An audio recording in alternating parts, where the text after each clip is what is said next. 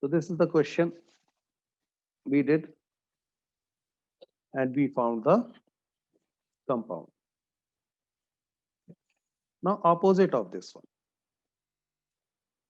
Next question is opposite of this one, that you have been given the compounds formed. From that you need to find the ozonide. And from ozonide you need to find what the actual compound was and where the double bond was.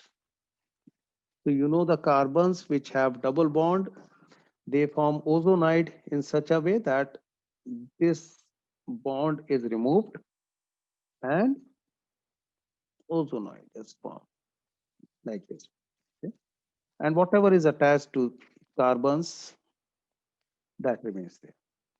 And then we get it reacted with zinc and H2O, we get aldehyde or ketone or both. Now understand the question. Question says propanol and pentan 3-one are the ozonolysis products. Means these were obtained. Propanol means CH3, CH2, CHO. And pentan 3-one, CH3, CH2, CHO is propanol. And pentan 3-one means CH3, CH2, C carbonyl group, CH2, CH3. 5 carbons, and on third carbon you have ketonic group, carbonyl group. Clear? Now we have aldehyde group and ketonic group. Means these carbons will combine to form the double bond, to form the ozonide basically. So write it. First I am writing this one. Okay? Without the CHO group, I am writing just C, CH2, CH3. And I am writing this one as C, CH2, CH3. This arm with this C, okay, and then this arm to the same C, CH2, CH3. So remember on this carbon, we have two CH2, CH3 groups attached. Those we have written. And that carbon I have written specifically here because that carbon, carbonyl group carbon, will actually be of double bond carbon. And then I'll show the ozonide.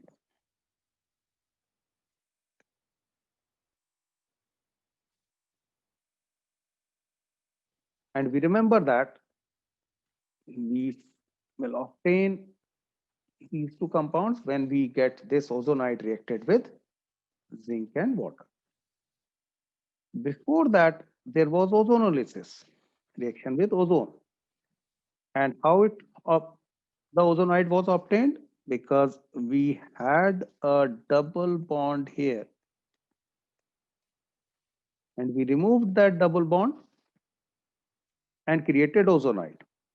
So the original compound would have been like CH3, CH2C, CH2, CH3, CH2, CH3, like this. And then in between, I have the double. So this is the compound, original compound, which is asked in this question. What is the alkene?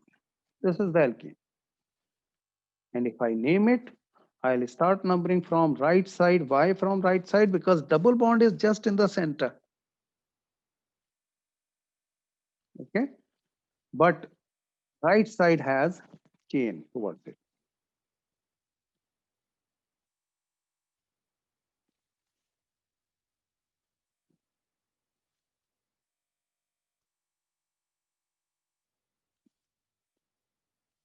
Yes, because it has branch, that's why ketone was formed. Ashi, correct. So remember that if you do not have branch, as I told you in previous class, Here you don't have branch, aldehyde will be formed. Here you have branch on this carbon, ketone will be formed. That was a hint. Okay.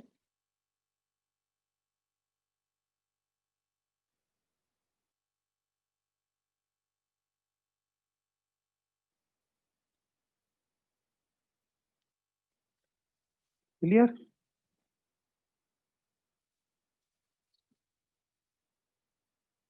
Yes, Karan. Correct answer.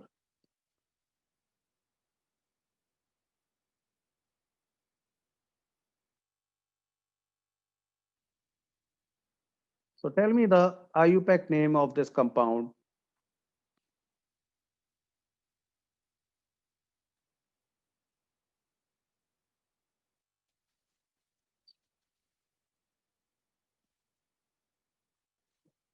Ashi, correct?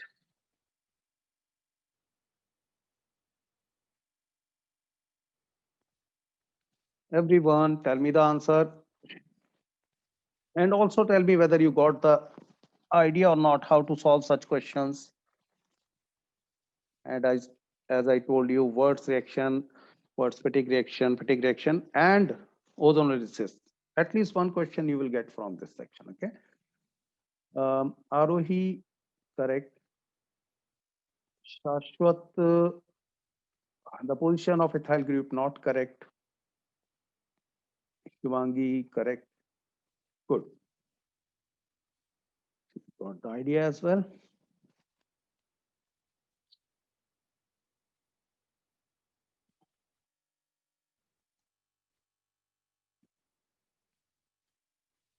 So you will get 3-ethyl hex 3-ene. The compound name, I have written the numbering here. On 3, you have ethyl. So you will write ethyl.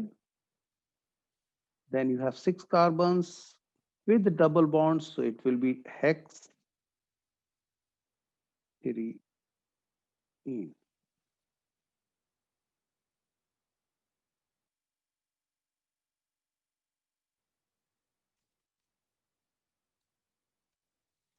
Okay, next question. Write chemical equation for combustion reaction of butane. So this is basically, if you remember the generic equation, you can write.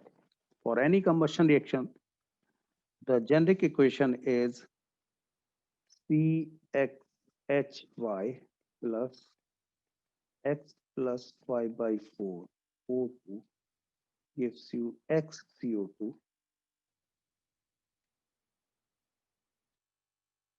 plus Y by 2 H.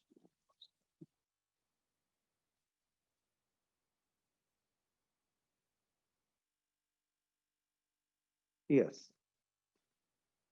So because it is asked of butane combustion reaction, so write C4H10 CnH2n plus 2, then X plus Y by 4 O2 gives you X CO2 plus Y by 2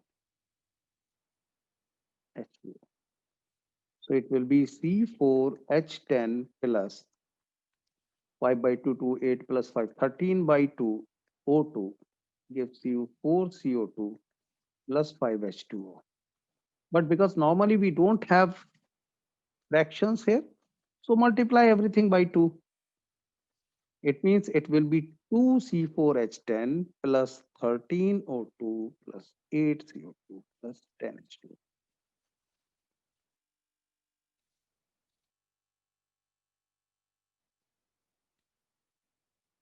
Yes, Ashi.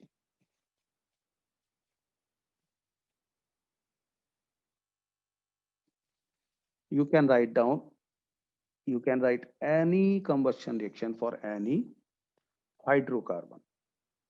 Any hydrocarbon, whether it is alkane, alkene, alkyne, anything or any other thing. If it just contains carbon and hydrogen, this is the generic equation. The first one.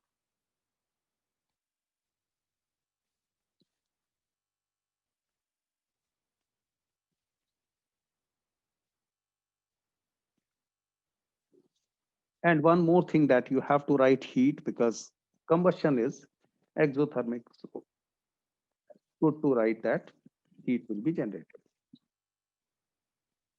Now alkynes. So we have completed alkanes and alkenes. Alkynes, and then we will be talking about the aromatic compounds also. Alkynes obviously having two pi bonds, one sigma bond and two pi bonds. And you know what are pi bonds? Pi bonds are just parallel overlapping of p orbitals. And why there are two p orbitals free? Because if you see alkyne, alkyne is C2H2, means one hydrogen is attached only to one carbon. So if there is only one hydrogen attached, and obviously there will be one sigma bond, first bond will be sigma bond between carbon carbon. So if we start from here, carbon will have structure as carbon has 6 atomic number, 1s2, 2s2, 2p.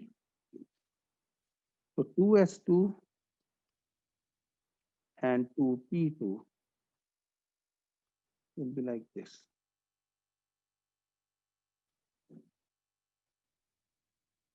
Only. Sorry. Okay. 2s2 and 2p2 like this only.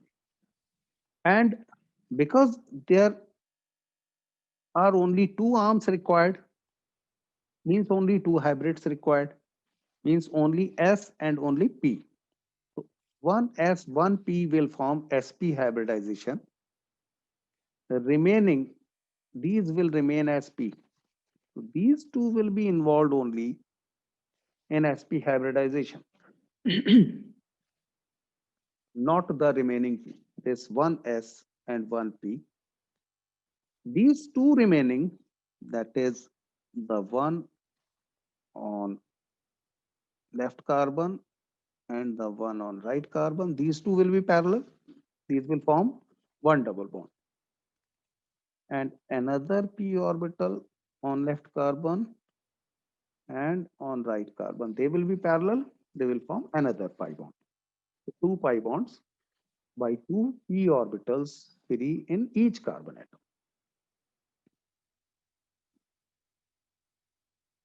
Methods of preparation, that is important, and you just need to remember the reactions. The key thing is if you remember the reaction, that's all. You don't need to do anything else. From calcium carbide. Calcium carbide itself is produced in the reaction.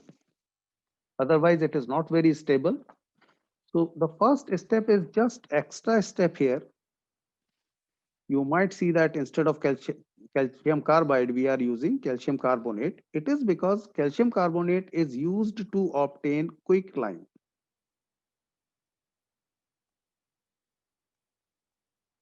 And this quicklime is heated with carbon to obtain calcium carbide.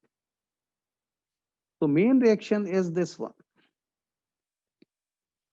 But in reality, we produce calcium carbide at the time of obtaining alkyne, here ethine, for example, from calcium carbide.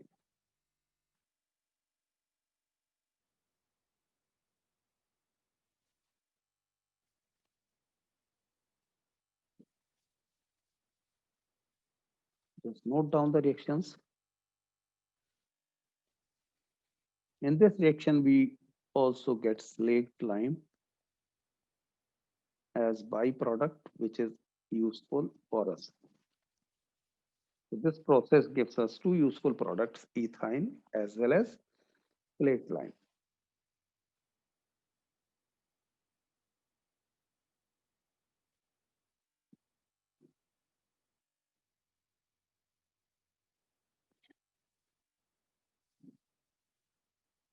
In the exam, if this method is asked, then you need to write all three. First step, you will write that the calcium carbonate used in the preparation method is obtained from calcium sorry, calcium carbide used in this method is obtained from calcium carbonate first. So first you need to write this statement, then all three reactions you have to write.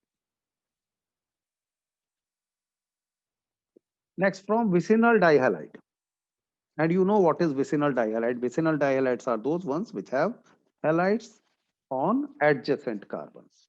When you get it reacted with alcoholic KOH, I said that I will be talking about it. Alcoholic KOH,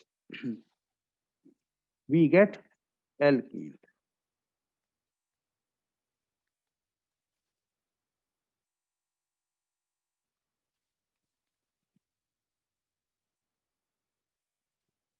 Remember, with halides, if we use aqueous KOH, we will get alcohol.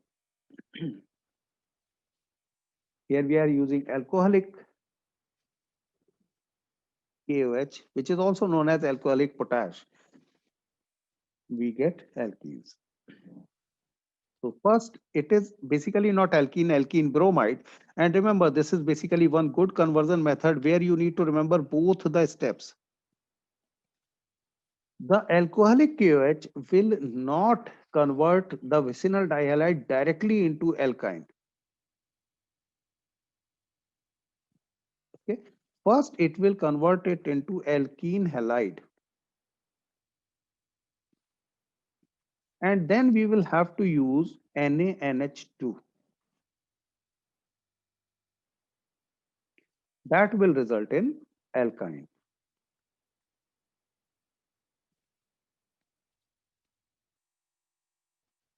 Usually students are confused, and where the confusion is, that's why I'm explaining. Usually students think that because KOH is used for dehydrohalogenation. Okay. So for example, if the compound would have been like this, and you would have used alcoholic KOH, then it would have given you alkene directly. Because it is dehydrohalogenation reaction done by alcoholic KOH. Alcoholic KOH, remember, dehydrohalogenation reaction. Okay, again, beta elimination, if you remember. Bromine was removed from one carbon and one hydrogen was removed from here. Hydrogen removed, bromine removed from other carbon, you got alkene. So sometimes students think that KOH will remove one hydrogen and one bromine at a time. And after that, it will remove another bromine and another hydrogen from the other carbon. So bromine and hydrogen, first this one, and another bromine and hydrogen in second step. That does not happen. If it is vicinal dihalide, we get alkene halide, and because there is this double bond, the KOH is not able to do dehydrohalogenation. Remember, KOH is doing dehydrohalogenation when it is alkyl halide, alkane. However, this one is alkene halide. So you need to remember KOH will not work on alkene halide. KOH will work on alkane halide for dehydrohalogenation. So from alkene halide, we use NaNH.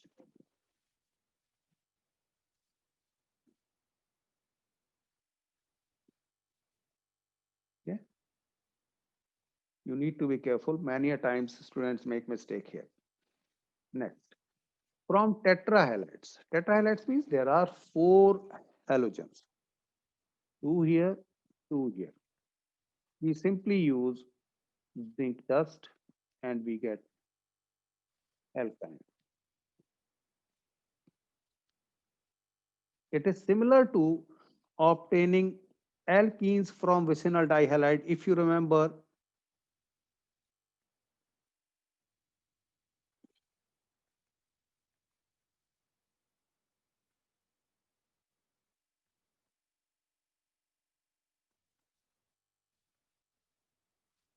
Do you remember that? In case of alkenes, this was the preparation method from vicinal dihalide.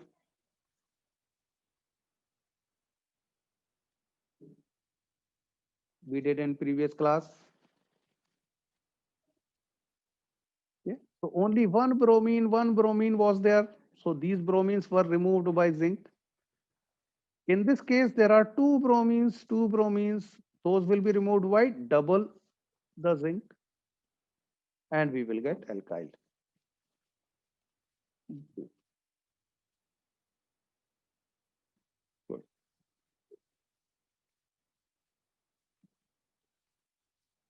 You can remember in, and link it with that preparation method. It helps to retain in your memory.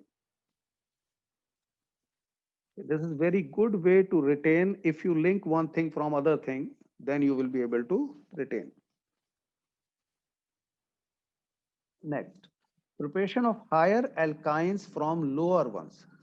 And this one will be used in specific conversion methods, which is asked in 11th as well as 12th grade. Very rarely used, but is still very important because it is asked very frequently. If you have lower alkyne means only two carbons here. You get it reacted with NaNH2. Sodium group is attached, sodium replaces hydrogen and ammonia is produced. Okay. Now this is actually a challenge here. So I'm linking it again back to another method where we used actually NaNH2 to produce this. Okay. If you see this method, we used NaNH2 to produce alkyne, right? But this NaNH2 will react with this one and will produce CHCNA. Okay.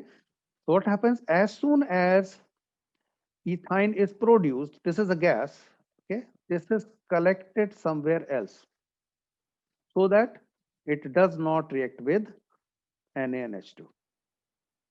So this is a precaution or challenge here in this particular reaction, that we have to remove alkyne as soon as it is produced. Otherwise, it will react with NaNH2. So here it reacts with NaNH2 and produces HCCNA. This HCCNA is reacted with alkyl halide.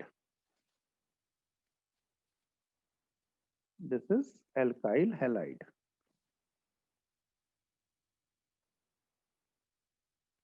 Here methyl iodide in this case. So if we need only one carbon attached, we use methyl iodide. So this R group will get attached to this one, replacing Na. And Na and I will combine with each other, producing sodium iodide. So if suppose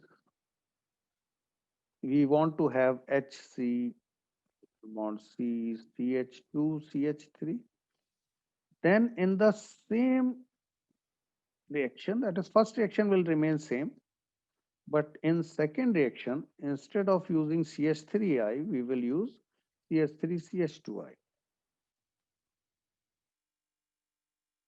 And this group now will get attached here, replacing sodium. So from lower ones, that is from lower alkynes to higher alkynes. Higher alkynes means having more carbons. Used in conversion also. Chemical properties, acidic character of alkyne, and this will be used in, arranging in descending order, ascending order, acidic character, electronegative character. Okay, so this will be used, so you need to be clear about it. Alkynes are acidic in nature due to electronegativity of sp hybridized carbon because 50% S character. So all these are related which I have told you in hybridization also. Higher the S character, and write it down if you do not recall. Higher the S character. S character means, I'll tell you that if it is SP hybridized, S is 50%. If it is SP2 hybridized, S is 1, P2 means 33%. SP3 means total 4, 1S, 3P, but S is only 1 by 4, that is 25%. S is just 25% of total, 25%. 1/4, 20. So the rule is higher the S character, percentage S character, higher the electronegativity.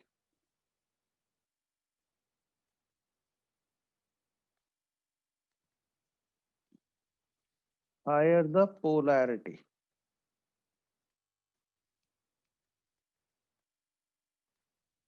Higher the acidic character. Write it down. All these things are interrelated. Higher the S character, higher the electronegativity, higher the polarity, higher the acidic character. So you will be asked questions about which one is more acidic or which one is more polar. This is the way you will find it. If we are talking about alkanes, alkenes, alkynes, alkanes are sp3 hybridized, means least S character, 25% only. So they will have least acidic character as compared to less acidic character as compared to alkenes. Alkenes will have less acidic character as compared to alkynes because alkynes have sp hybridization, 50% S character, higher acidic.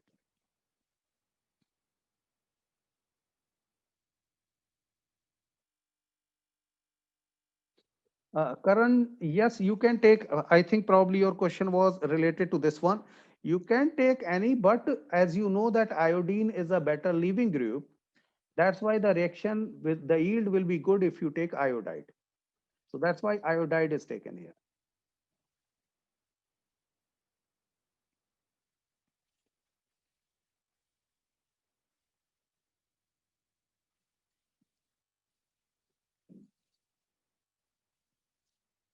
A few reactions of alkyne and the character S character, as I have already told you.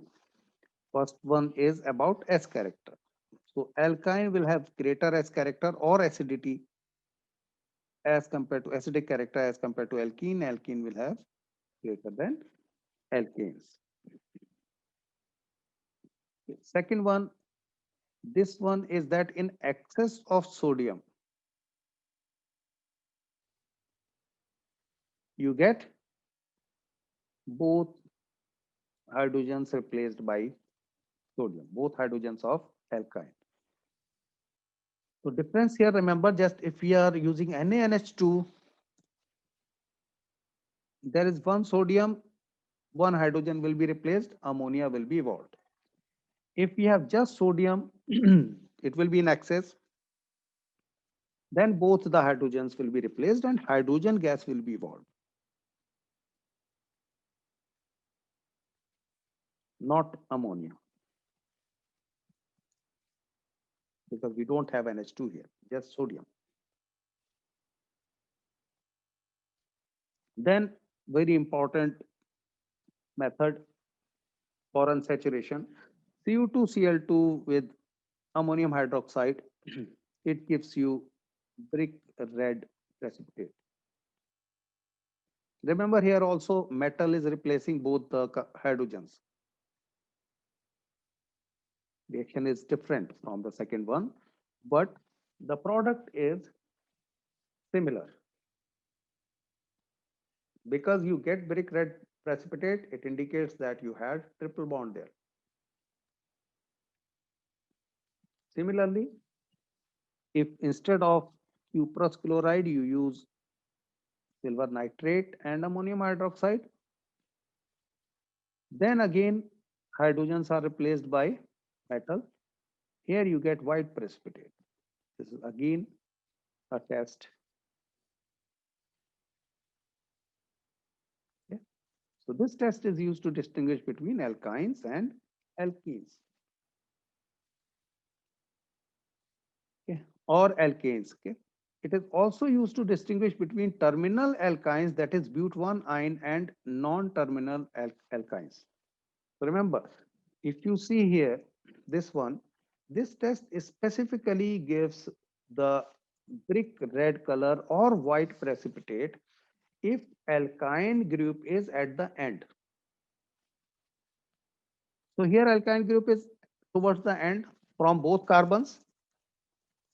Another possibility will be if I use CH3C triple bond CH, even then this reaction will happen.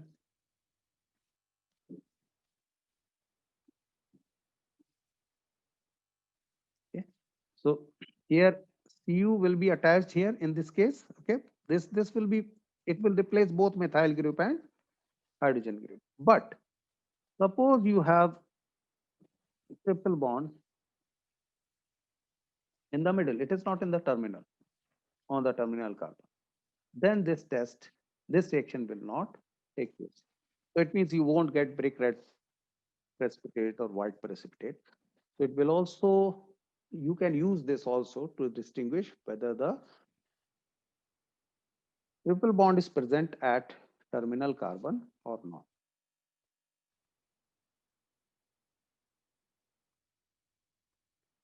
Next, addition reactions. So remember the first one we talked about acidic character of alkynes, and as I told you, acidic character depends on S character. Higher the S character, higher the acidic character. Next one we are talking about addition reaction. Means there is no replacement, but something gets added. It does not replace anything. If it replaces, those are substitution reactions. Here we are talking about addition reaction. So if we get bromine reacted with alkyne, here ethyne, ultimately both the double bonds will be broken and bromine will get attached. Two bromines on each carbon. So this is just intermediate step. Alkyne will not give alkene, rather alkyne here will give tetraalkane. You here get tetraalkane. Why tetra? Because you have four halides to tetra alkyl halide. As per IUPAC name, obviously it will be 1122 tetrabromoethane, because at 1 you have 2 bromines, at 2 you have 2 bromines, total 4 tetra bromo, 2 carbons, ethane. Similarly, HCl gets added. Remember, Markov-Nikov is also addition. So if you remember, CH2, double bond CH2, we got it reacted with HCl. That was as per Markov-Nikov addition. In this case, obviously, it is symmetrical, hardly matters. Hydrogen got attached to one carbon, chlorine got attached to another carbon, but it is symmetrical, it can get attached to any carbon in this case. Same thing happens here also. In this case also, hydrogen gets attached to one carbon, chlorine gets attached to another carbon. In first case, so you get CH2 double bond CHCl, only one bond broken. Then again HCl gets added. Hydrogen on one carbon, chlorine on other carbon, and you get dihalide. This type of halide where chlorine or halogen is attached to same carbon. Okay? This is not attached to adjacent carbon. This is known as geminal dihalide. You remember vicinal dihalide? So vicinal dihalide will be something like if you have CH2, CH2, and on adjacent carbons you have bromine. Geminal dihalide will be you have CH2, CH2, but on here you have rather CH, because both the bromines are attached here, and this is obviously CH3 then. In short form, this is written as Vic from vicinal, Vic dihalide.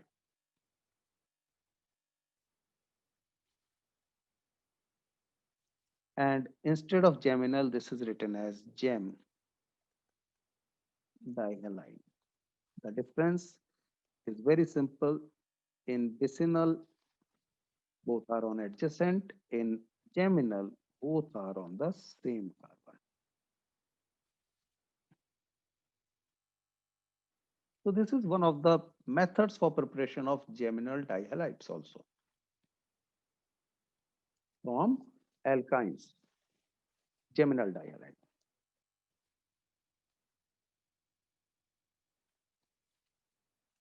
Hope you have written the reaction and you understood the difference between vicinal and geminal as well. Moving forward, then linear polymerization of alkynes. It happens in alkenes also. We talked about polymerization of ethene, polythene, okay, polypropene. Similarly, polymerization of alkynes also takes place. You just need to remember if n molecules of alkyne combine, okay, total n chains, such n times these chains will be produced. Just one bond will be broken.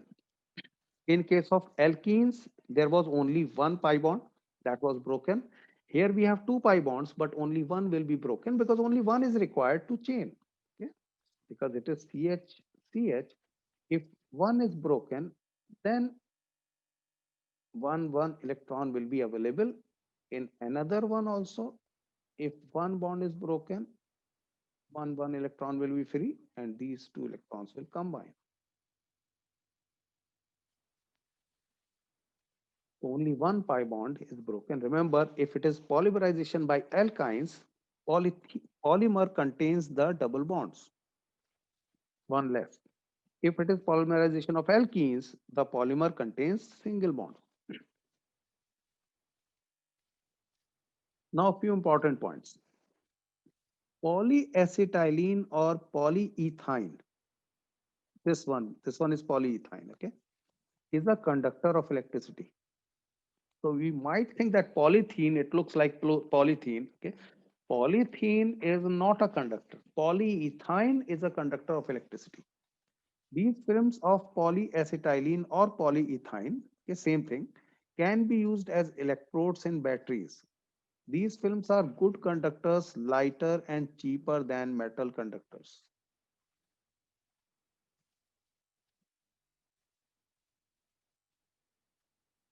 Okay.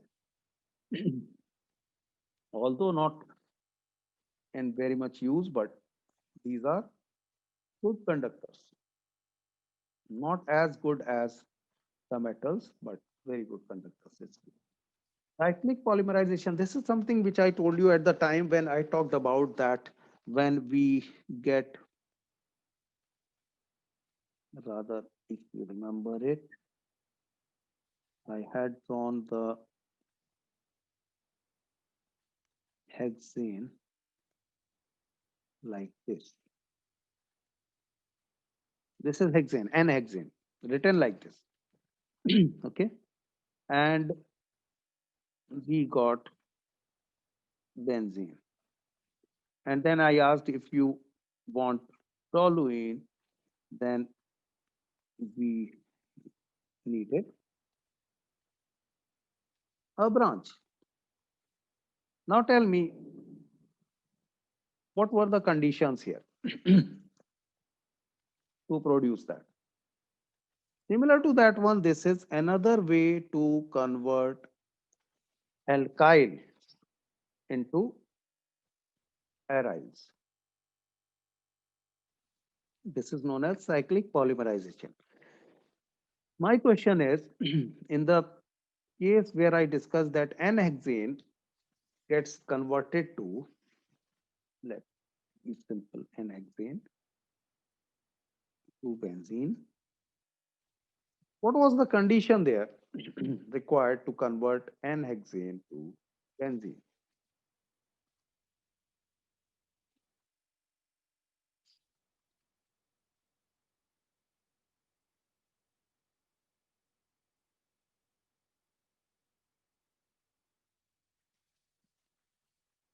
Karan has given me correct answer. Yes, that was one of the compounds required. Good.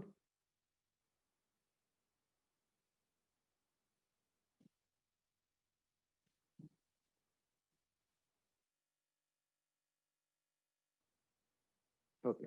So we could use chromic oxide or vanadium oxide or molybdenum oxide. Yes, Arohi, Ashi, correct.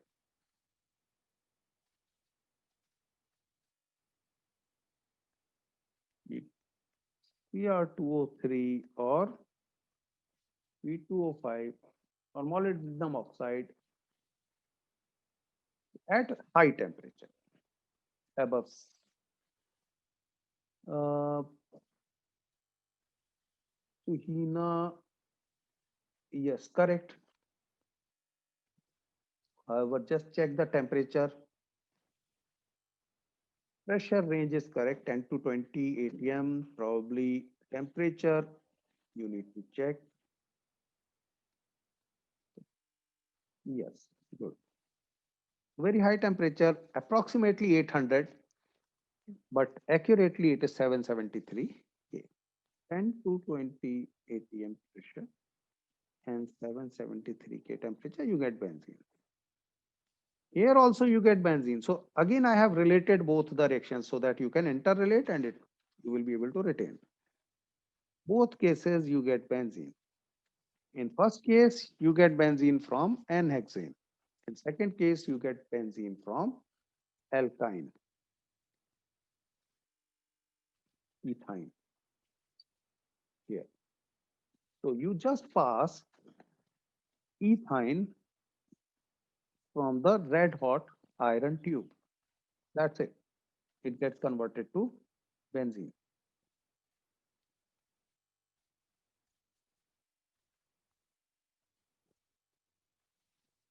Now aromatic hydrocarbons, that is arenes, benzenes, etc. Okay. So benzene, toluene, xylene, etc. Aromatic compounds containing benzene ring are known as benzenoids. Remember, it's normally we think that benzene compounds are aromatic. There are many compounds which are aromatic. Initially, the name aromatic was given because they had aroma, means scent. Okay, but later on, we found there is a definition for that. There are conditions for that, which we can classify as aromatic compounds. But if those aromatic compounds contain benzene ring, then we call them benzenoids. If there is no benzene ring, then non-benzenoid. So remember, there can be aromatic compounds which do not have benzene ring. Now the condition, and for condition, we have a rule which is known as Huckel's rule. So if any compound satisfies these 3 points, we call that compound as aromatic. So if question directly appears, what is Huckel rule? Or what are the conditions for aromaticity? Again, the same answer. Or whether the compound given is aromatic or not. You will apply these 3 conditions. Whether the molecule is planar or not means the carbon atoms should form a plane. I'm not talking about hydrogen atom. That creates confusion because even if you think benzene, benzene has hydrogen or may have other things also. Okay, if it is not benzene, the other compounds can have hydrogens at different places. Okay, but carbons have to be in one plane. All carbons they form a single plane. Second, complete delocalization of pi electrons in the ring. So if you remember, we talked about resonance in benzene ring. And that's why I said that normally sometimes a circle is drawn inside the benzene ring because all the bonds are hybrid bonds. No bond is double bond or single bond. Every bond is CC bond only, okay, not CH bond, is a hybrid of double bond and single bond.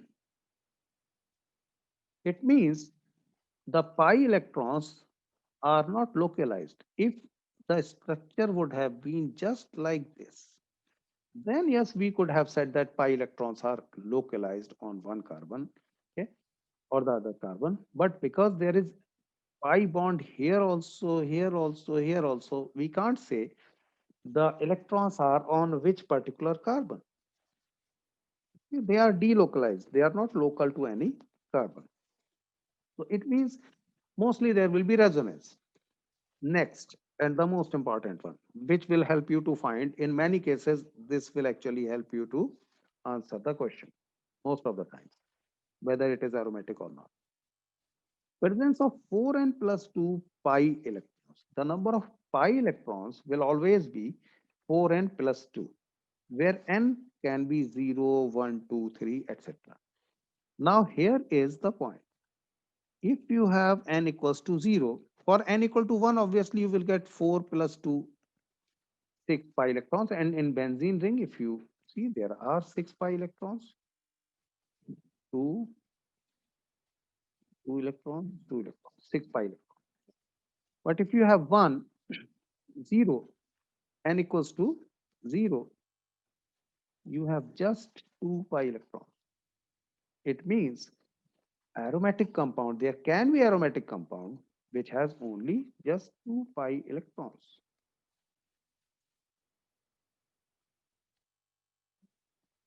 But that must be planar, and the electrons, pi electrons, must be delocalized, means there should be resonance. They should not be localized. So remember the rules, and in examples and questions, I'll explain it further how to answer such questions. But the rule itself is very important. It is asked as 2 marks questions also. Okay, 1 mark anyway, but also as 2 mark question. Molecule must be planar, pi electrons delocalized, and how many pi electrons? 4n plus 2, where n can be any whole number. N can be any whole number.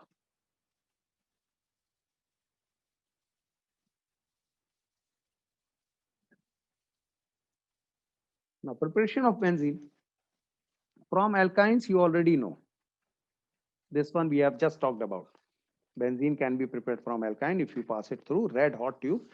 Instead of red hot tube, here temperature is mentioned. At this temperature, the iron will be red hot. However, this is not a specificity, means even if temperature is less than, more than this, if it is red hot, the reaction will happen. Next one, this is again another aromatic compound, but here because on ethyne we have CH3 attached, so all ethynes will have one CH3 attached.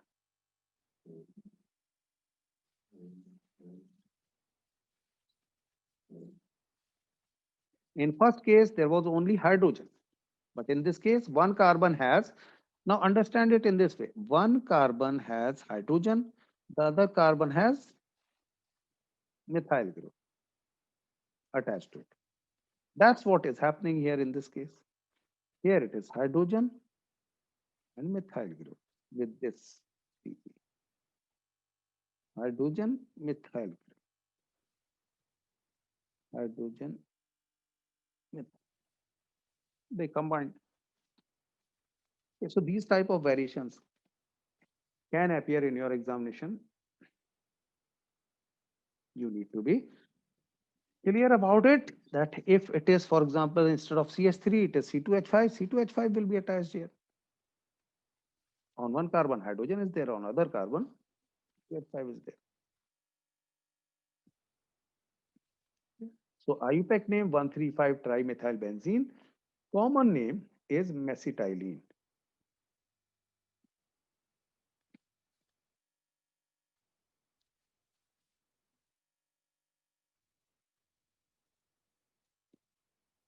common name mesitylene. Next, from sodium benzoate. Now tell me which reaction it looks similar to. Tell me in the chat box. I need to check your knowledge. Which reaction it looks similar to? You have done that reaction, that is named reaction. That reaction has been given a name. Depending on what happens in that reaction, not based on any scientist.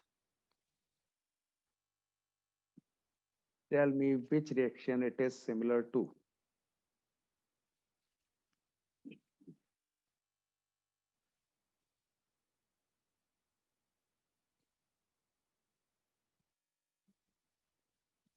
Shvangi Dua, correct answer. Good. It means you are not revising because I am not getting answers, correct answers. Only one correct answer till now. No, Devansh. This is not aromatization. Aromatization is where you get aromatic compound from non-aromatic compound. So here you have both aromatic compound. This one is also aromatic. Okay.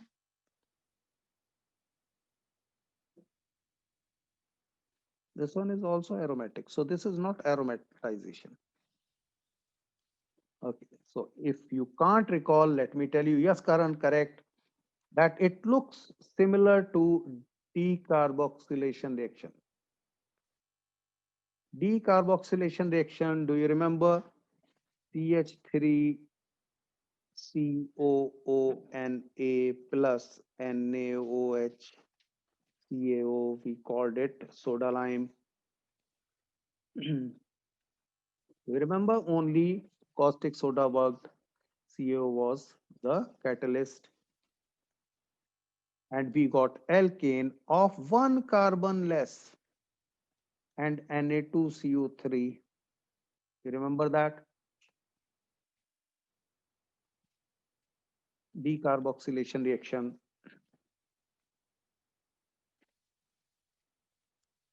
Okay, so you remember that. So I have got correct answer from few only. You need to revise the chapter if you want to do good in examination. It's not sufficient that I just tell you here and I tell you how to memorize it. You need to revise it also to retain. So it is similar to, and that's why I keep on linking the reactions with other reactions so that you can remember. So preparation of benzene from sodium benzoate is linked to decarboxylation reaction. So write it down, similar to decarboxylation reaction.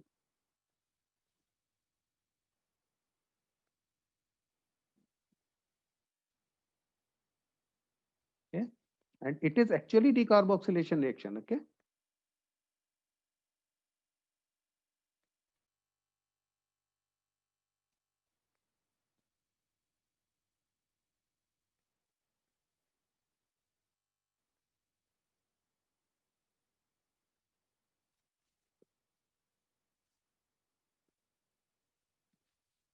exactly same, one carbon less on benzene.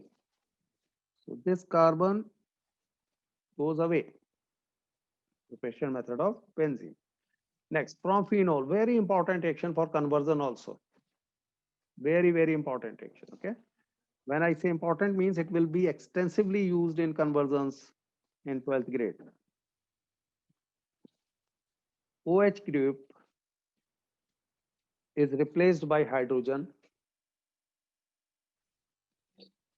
when phenol is reacted with zinc dust. Remember the difference in phenyl and phenol. It is phenol means alcohol group attached, all group attached.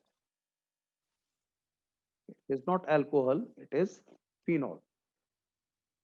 OL means alcoholic group attached. Zinc dust. Next, from chlorobenzene.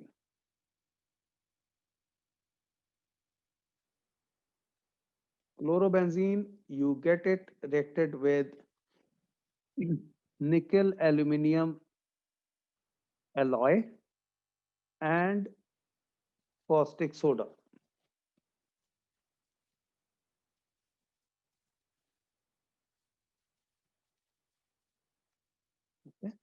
This hydrogen is nascent hydrogen. So you remember nascent oxygen. Here it is nascent hydrogen. Means it is produced within the reaction and used before it combines. So it is written in this way to show that this hydrogen is actually produced within the reaction and used.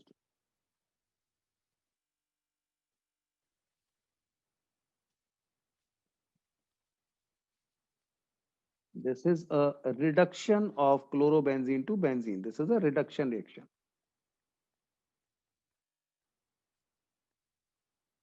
Why reduction reaction? Because chlorine electronegative goes away. Hydrogen gets in, electropositive gets in, chlorine goes away, electronegative. That is the definition of reduction. Always consider electronegative as oxygen. Okay, so oxygen comes in, oxidation. Oxygen goes away, reduction. And similar to oxygen, electronegative is chlorine. So chlorine goes away, reduction. Next, chemical properties. Chemical properties of aromatic compounds, basically. Okay, benzene is specifically. So in 11th, most of the reactions will be around benzene. First is electrophilic substitution reaction. As the name says, there is an electrophile which substitutes, means replaces something. In those reactions, we call it electrophilic substitution reaction. The first one is nitration. When benzene reacts with concentrated HNO3 and concentrated H2SO4, remember, very specific point about nitration and sulfonation. Both are similar. Okay, nitration and sulfonation. For sulfonation, you need just concentrated H2SO4. So because SO4 group is there, HSO4 group will get connected. It will get converted to H plus and HSO4 minus. This HSO4 minus will get connected to the benzene ring. So sulfonation will take place. For that, you just need H2SO4. But for nitration, you along with HNO3 need H2SO4 also. And there is mechanism why it is required. Okay. That is something you need to remember. Nitration will not happen with just HNO3. Few questions will be there to confuse you that benzene reacted with HNO3 will give you nitrobenzene. No, but that is true for sulfonation. How it happens? For that, you need to understand that actually, first, this is the overall reaction. This is the overall reaction that benzene reacts with HNO3 in presence of H2SO4 and gives you nitrobenzene. If this H2SO4 is not there, reaction will not happen. Why reaction will not happen? Because H2SO4 actually first combines with HNO3. The reaction is not first between these two. Rather, reaction is first between these two. Then you say, why we call it H2SO4 as the required reagent only, not taking part in the reaction? Why we call it like that? Because whatever H2SO4 we have, we will get that H2SO4 after the reaction. That's why we call it as catalyst or the required component, but not the reagent. So H2SO4 reacts with HNO3 and produces NO2 cation. Remember NO2 cation, not anion. Normally NO2 is anion, but here NO2 cation is produced and HSO4 and hydronium ion. This hydronium ion is actually H plus, but it exists as HCO+. This electrophile. This is electrophile, remember. This is positively charged.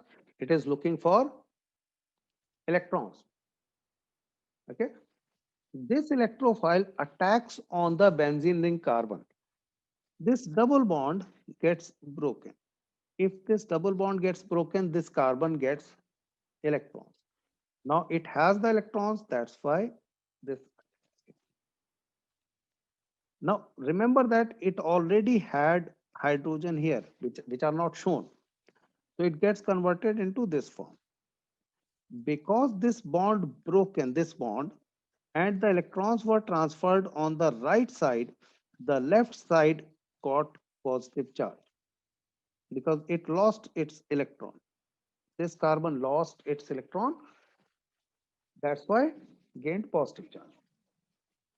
Now to neutralize this positive charge, this bond is broken and forms a double bond here. But as soon as, and it happens actually in two steps, okay? This bond is broken, electrons are here, and then these electrons are transferred here to form double bond. Now, because both the electrons have moved away, this carbon gets positive charge, which is shown here. Now, this carbon does not have positive charge because the valency is complete. Four bonds are complete. There is one hydrogen, so four bonds. It does not have any charge. Now, to neutralize this charge, again, this bond is broken and comes here. But as soon as this bond is broken, this carbon gets positive charge because it has lost electron. After that, it does not move to next carbon here. It does not move to here. Remember a rule. Resonance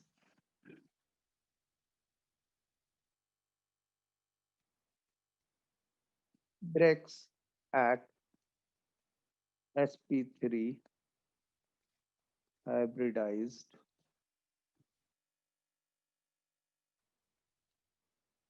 carbon because that carbon cannot accept any electron. That carbon cannot accept any electron. So resonance cannot travel. Resonance is actually the traveling of electrons, the concept of traveling of electrons. So this carbon, this one is sp3 hybridized, four arms sp3 hybridized.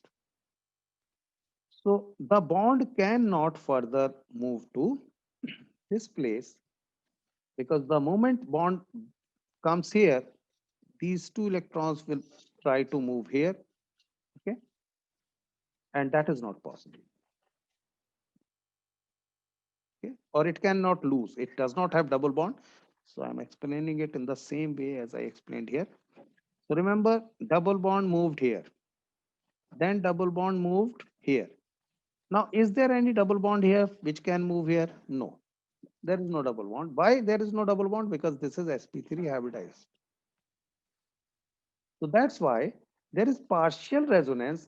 And if you see here, this circle is not complete, that's why.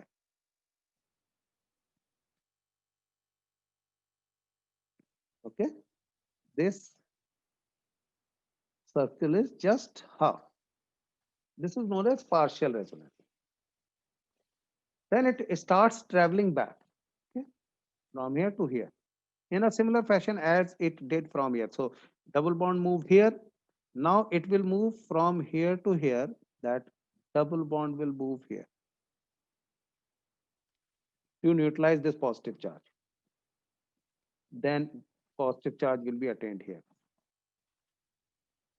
After that, this double bond will move here. Again, positive charge here. So it will continue left to right, right to left, left to right, right to left, partial resonance.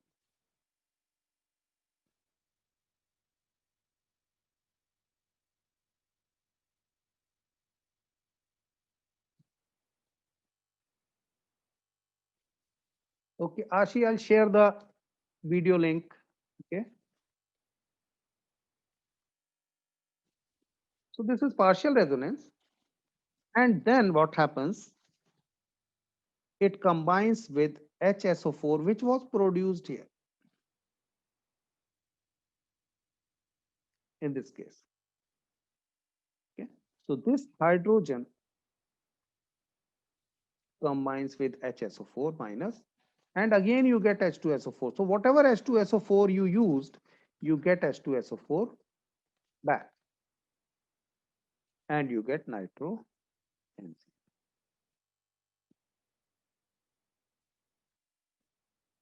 Clear?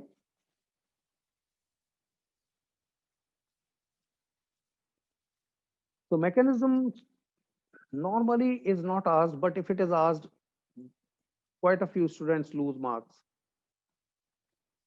So don't leave anything which you can't do.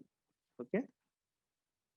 At least try to draw this mechanism 2 times, at least 2 times, so that if it appears, you can recall it and write it.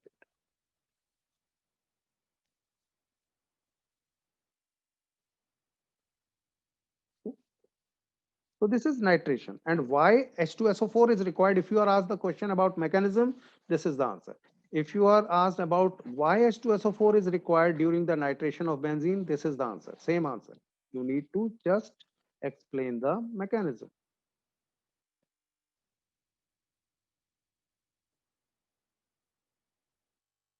Next is halogenation. So we talked about nitration. Now halogenation of benzene. Halogenation is very simple. You get it reacted with chlorine in presence of anhydrous AlCl3. Simple.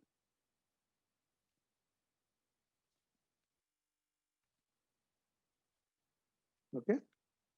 Anhydrous AlCl3 or anhydrous FeCl3 or anhydrous FeBr3, whatever is required based on that, you can use that. Halogenation, simple reaction. Next, sulfonation. And as I said, the sulfonation is easy. You just need H2SO4, nothing else. But that H2SO4 has to be concentrated and fuming. Fuming means very highly concentrated, means oleum, in the form of oleum. So fuming sulfuric acid is actually oleum, means one H2O has been removed from it. So if you see it, this is H2SO4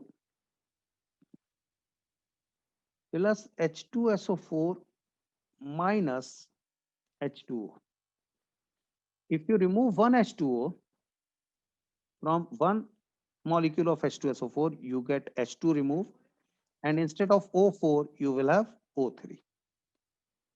So that's why it is written like this here. This is called oleum, fuming sulfuric acid.